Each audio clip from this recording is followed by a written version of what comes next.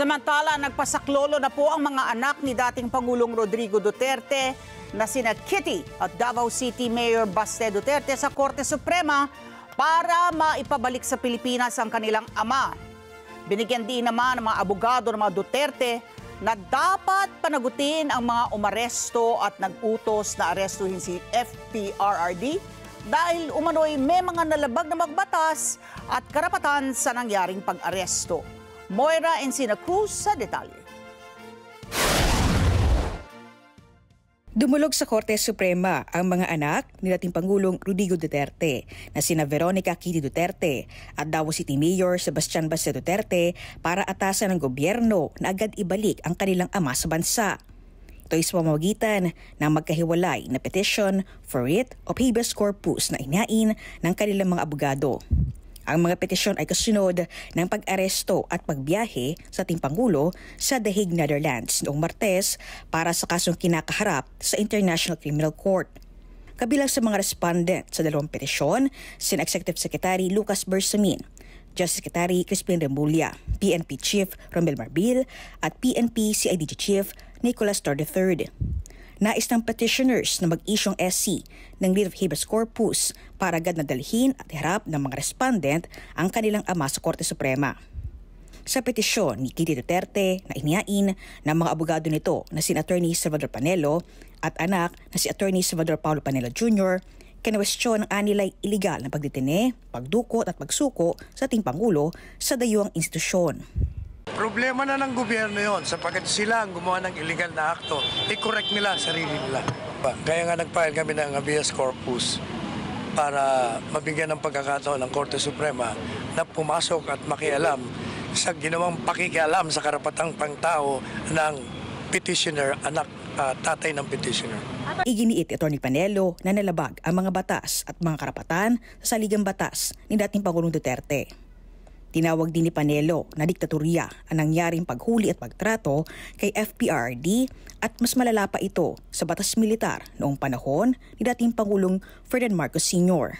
But not at this time. We were barred, the lawyers were barred entry. The petitioner's father was deprived of legal representation. Hindi lang yan. Can you imagine?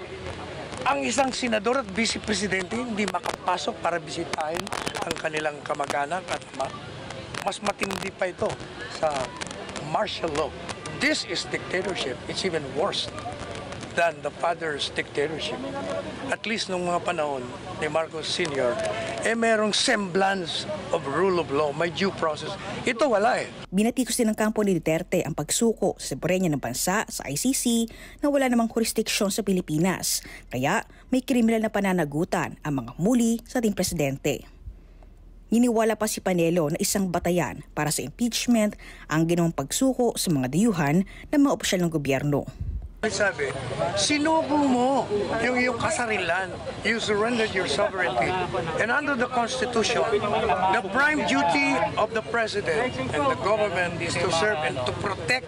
Ano mang protection na ginawa mo, isinuko mo nga. That is even a culpable violation of the Constitution. And I dare say that that is an impeachable ground.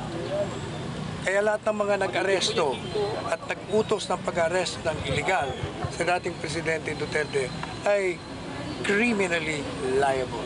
Sa hiwalay na petisyon naman ni Mayor Baste, ipinunto rin nito na illegal ang pagsisilbi ng ICC arrest warrant sa kanyang ama at direktang pag-atake at pakialam ito ng mga dayuhan, soberenya at judicial system ng Pilipinas. Sa isang pahayag, nanindigan ang Department of Justice na mahigpit na sinunod ang mga lokal na panuntunan at international protocols sa pag-aresto kay Duterte. Ayon pa kay DOJ spokesperson Mico Clavano, kahit wala na sa ICC ang Pilipinas, ay member state pa rin ang bansa ng Interpol.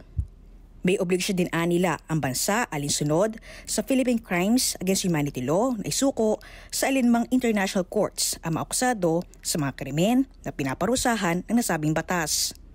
Una na naghain ng TRO petition kahapon sa SC ang kampo nating Pangulo para pigilan ang pagsisilbi ng arrest order ng ICC.